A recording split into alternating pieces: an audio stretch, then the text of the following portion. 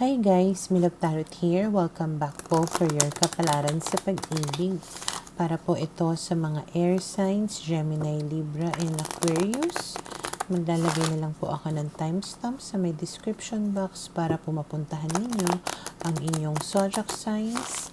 Pero syempre, this is a general reading, kaya hindi po lahat ay makaka-relate. Okay, so we will start po with Gemini. Ano kaya yung posibleng pagdaraanan ng mga Gemini sa mga susunod na mga araw? Okay, we have here the Five of Swords, the Seven of Cups, the Hanged Man, and the Devil. Okay, so if you are dealing with somebody na sinungaling, okay, maaaring wala pa ring pinagbago itong tao na ito at whatever it is na sinasabi niya sa'yo ay purong kasinungalingan pa rin. Okay? Na maaaring ang connection ninyong dalawa ay toxic or maaaring maging toxic, no? Or mananatiling maging toxic. So, ayun, parang status ko yung datingan. Kasi this one is procrastination and this one hangman yung nakahang. Walang nangyayari. Okay? And then we have here the Tower at dahil dyan, so familiar siguro kayo sa the Tower na ang palaging ibig sabihin or ang pinakaibig sabihin is disaster, destruction. So maaaring dahil sa kasinungalingan nitong tao na ito ay magkakagulo kayong muli. Okay? And then we have here the Eight of Cups, the Eight of Pentacles, and the Chariot. So, ang sinasabi dito, you need to work on yourself or work on moving on from this person. Okay? Na kailangan mo talagang mag-exert ng effort para layuan or iwasan or mag-move on ka na sa tao na to kasi hindi mo mahahanap sa kanya yung kaligayahan na hinahanap mo. Okay? And then we have here the Wheel of Fortune, the Two of Pentacles, and the World card. So, the Wheel of Fortune, ibig sabihin nga is yung pagbago or yung maiiba yung tadhana mo. Pero parang nag-aalinlangan ka dito. Two of Pentacles, yung tinitimbang mo pa. Ina-assess mo pa ng maigi kung iiwasan mo ba siya or hindi, no? And then we have here the World card, which means nga na parang this is the end na of the chapter. Okay? Parang tigilan mo na. What is there to think about? Ano pa yung tinitimbang mo? Ano pa yung pinagdadalawang isipan mo? Okay?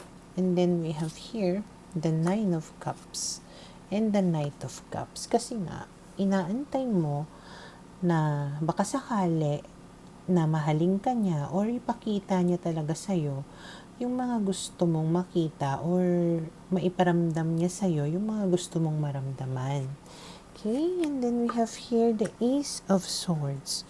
So, ang ibig sabihin ni Ace of Swords, kailangan mong buksan ang iyong isipan, kailangan maging clear sa'yo ang mga bagay-bagay, kailangan mong mag-isip, okay, ng maigi, na pwedeng,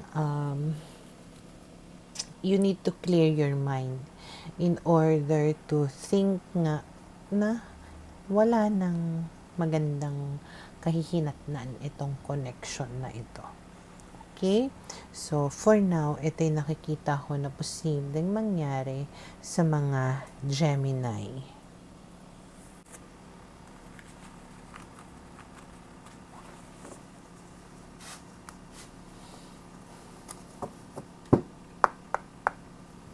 Para sa mga Libra, okay, let's see. Ano kaya yung posibleng pagdaraanan ng mga Libra sa mga susunod na mga araw?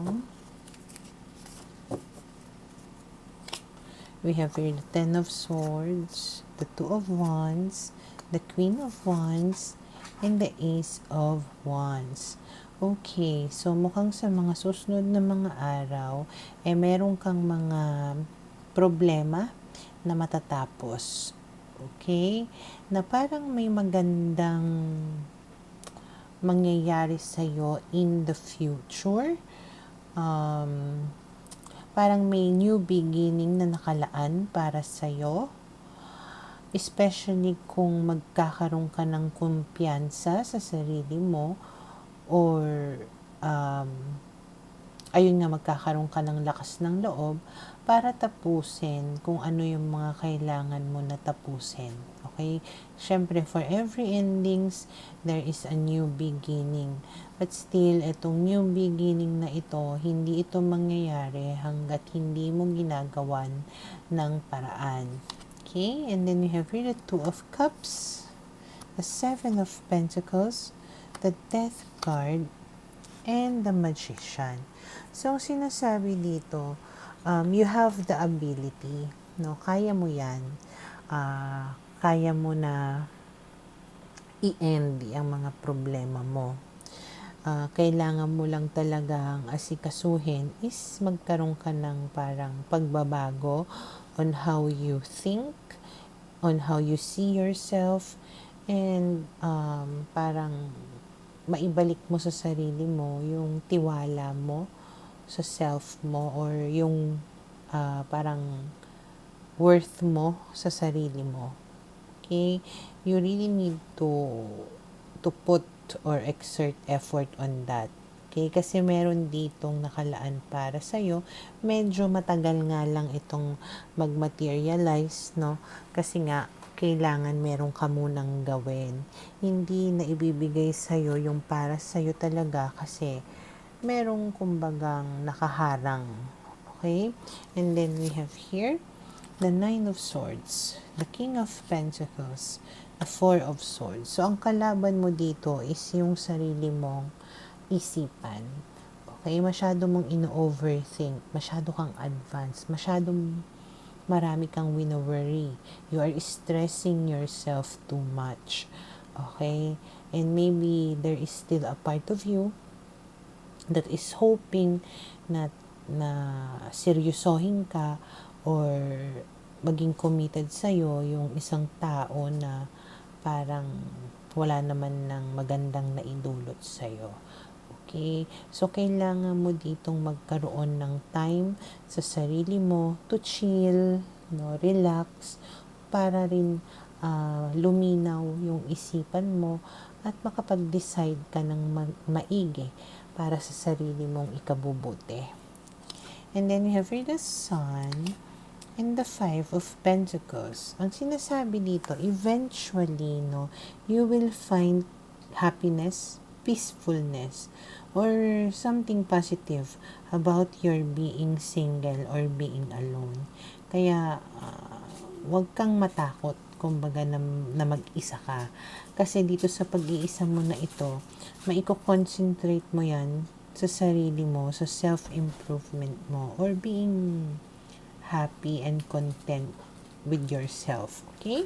And then we have here the Knight of Swords. And then, that's the time na may darating sa'yo kapag ikaw ay nagsimulang kumilos at inasikaso yung sarili mo. Okay? So, for now, ito yung nakikita ko na posibleng mangyari sa mga Libra.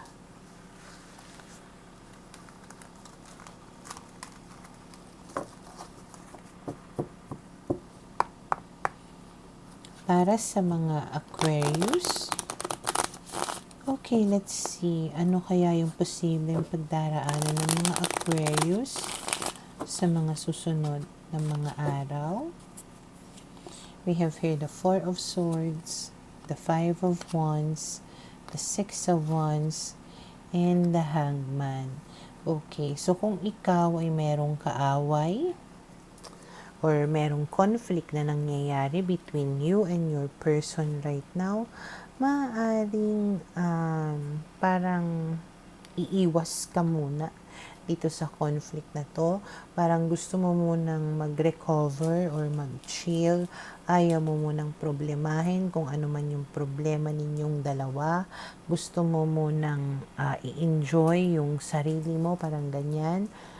Na ayaw mo munang isipin. Okay? Or pwedeng may mga bagay ka na ipagpapaliban na gawin kasi parang nai-stress ka at gusto mo munang mag-relax at ayaw mong isipin yung problema nyo ng person mo. Okay? And then we have here the Knight of Cups, the Nine of Cups, the Five of Swords, and the Ten of Wands. But unfortunately, habang ikaw ay nag-chill at ayaw mong problemahin kung ano man yung problema nyo, yung person mo naman ay sige ang bigay sa'yo ng problema. Okay? Palagi na lang siyang may mga nasasabi sa'yo, palagi na lang siyang may nagagawa na hindi mabuti, na nakaka-stress na nakakabigat na sa kalooban mo. Okay? And then we have here the Queen of Pentacles, the Knight of Pentacles, and the Temperance card. At dahil ikaw ay isang mabuting tao, or pwedeng dahil ikaw ay gusto mong mapanatili ang inyong matibay, or di matibay, no? Gusto mong mapatibay ang inyong relationship, or you want to stay committed dito sa person na to, gagawa mo tuloy ng paraan just to maintain, kumbaga, yung peacefulness between you and your person. Okay? Parang ayaw mo na lang ng away. Parang oo ka na lang or gagawa mo na lang ng paraan para matigil na lahat yan. Okay? Para lang mapanatili ngayong kapayapaan between the two of you. And then we have here the Five of Pentacles and the Three of Cups. But then again, kahit nasabihin nating magkabati kayo, mag-reconcile kayong dalawa, or maayos mo yung mga problema between the two of you, you still feel alone, sad, or you feel there is distance between the two of you, or dahil nga sa ikaw lang yung gumawa ng mga paraan, feeling mo talaga na abandon na ka, hindi ka niya natulungan. Okay? And then we have here the Moon. At dahil dyan, para ka tuloy confused or nagdududa, parang ganyan, nagdadalawang isip, gulong-gulo ka tuloy. Okay, na bakit nga ba? Bakit mo nga ba ginawa? Or bakit ako lang yung gumagawa? Bakit parang ako lang yung may gusto ng kapayapaan? Parang ganyan. Basta ang daming mga questions na gugulo sa isipan mo. As complete opposite ng gusto mong mangyari kasi gusto mo na nga lang mag-relax, ayaw mo ng problemahin pa, pero yung person mo sige bigay sa'yo ng problema. Okay, at habang inaayos mo or maayos mo man, mas lalo ka naman naguguluhan. Okay? So, for now, ito yung nakikita ko na posibleng mangyari sa mga Aquarius.